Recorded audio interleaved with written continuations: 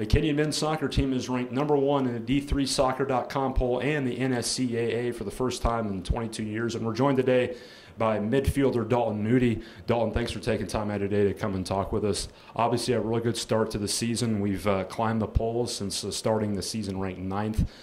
How good is this team right now, and how much confidence are we playing with out on the pitch each week?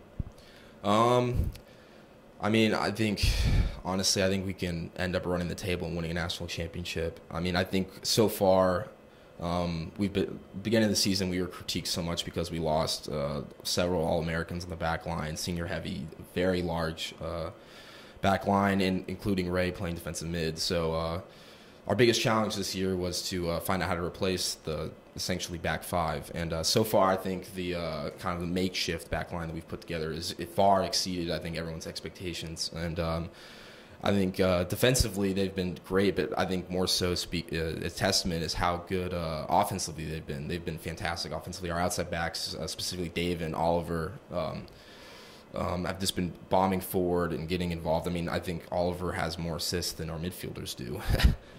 Speaking of Oliver, he seems to be a real athlete back there, just like Henry Myers is.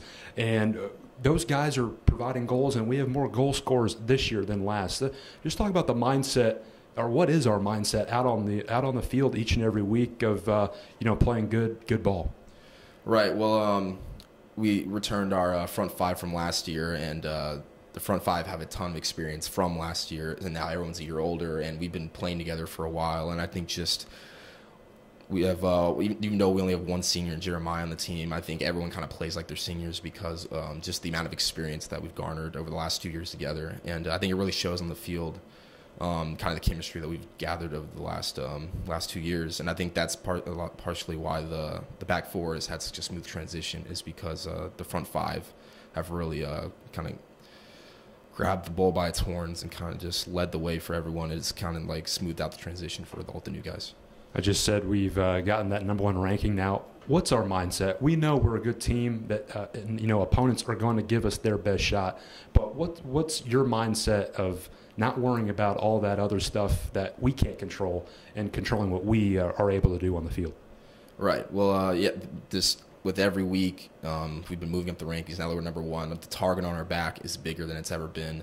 And I mean, the only real thing for us to do is just not to get complacent and just keep focused, keep our head in the game. I mean, it's cliche. I mean, but I mean, it's true. I mean, it's cliche for a reason. I mean, if the only thing, in my opinion, the only thing that can keep us from running the table is ourselves. I think if we come out and just take care of business and keep our heads focused and play to the level that we can play, I really don't see us losing a game this year. Josh Lee said the same thing about a year ago. Obviously, we're going into the NCAC meat of our schedule over the next 4 weeks.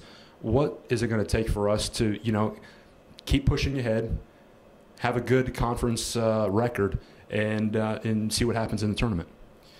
I mean, I think it's a lot of just making sure that everyone just keeps their heads on straight. I mean, last year, we started the season 12-0, and then we dropped kind of a trap game. It was a rainy day over at Wabash, and who we later beat 3-0, which I think was more of a true representation of the quality of the sides. But, I mean, that game last year was just pretty much exactly what we can't have happen this year. We can't.